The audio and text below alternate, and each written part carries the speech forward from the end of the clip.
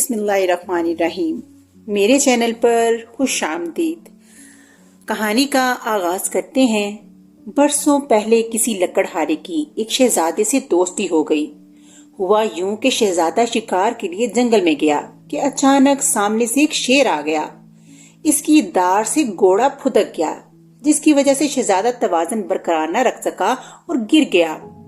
شیر کو بالکل سامنے دیکھتے ہوئے شہزادے نے فوراً تلوار نکالی اور مقابلے کے لیے تیار ہو گیا۔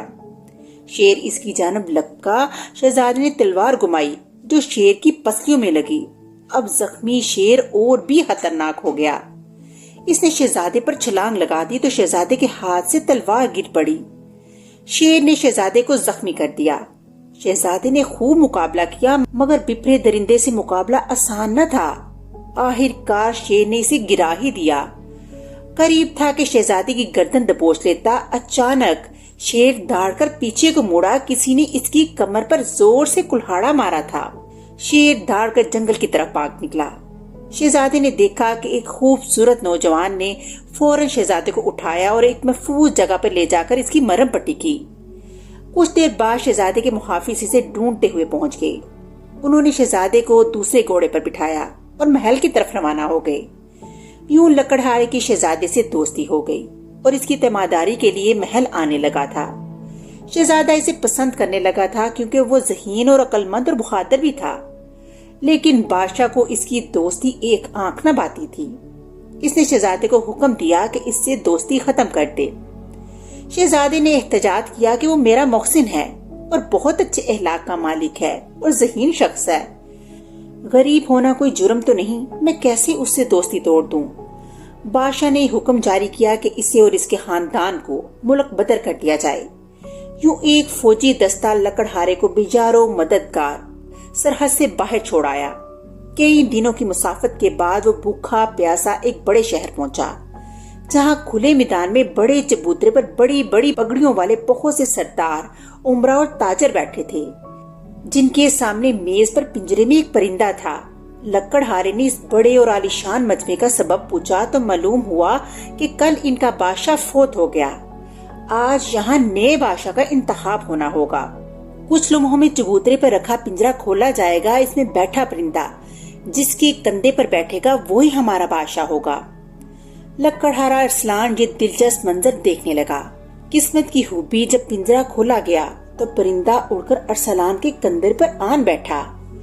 لوگوں نے تالیاں بجائیں اور اپنے نئے بادشاہ کو محل لے آئے، اور رسومات کی ادائیگی کے بعد بادشاہ کا تاج ارسلان کے سر پر سجا دیا گیا۔ یوں محنت مشقت کرنے والا نیک دل اور بہادر لکڑہارا بادشاہ بن گیا۔ چند روز آرام اور سکون سے حالات کا جائزہ لینے کے بعد اس نے مملکت کے معاملات دیکھنے شروع کیے تو معلوم ہوا کہ ملک میں لا قانونیت، لوٹ مار، گنڈا گردی اور چوری چکاری عام ہے۔ بے تحاشا کرپشن اور رشوت ستانی کا بازار گرم ہے۔ بااثر ظالموں سے کسی کی جان محفوظ نہیں ہے۔ بادشاہ کے دربار میں روزانہ درخواستیں دیتے ہیں، مگر راشی دروگا بادشاہ تک نہیں پہنچنے دیتا۔ رشوت کے بغیر کوئی کام نہیں ہوتا۔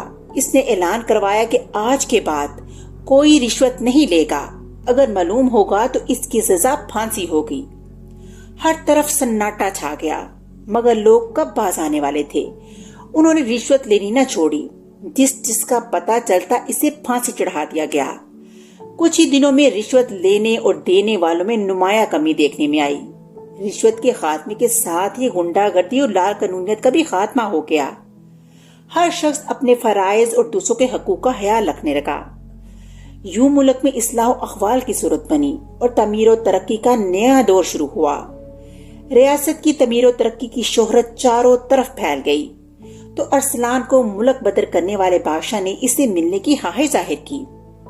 ارسلان نے اپنا ولی عہد لانے کی شرط رکھی۔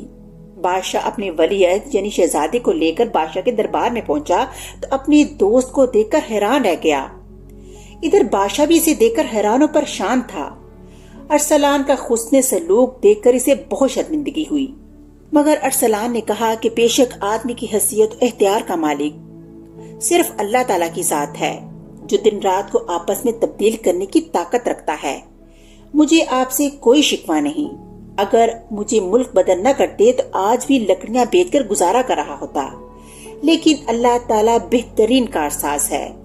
اس طرح کہانی کا اختتام ہو گیا۔ اگلی کہانی کے ساتھ پھر ملوں گی، تب تک کے لیے اللہ حافظ۔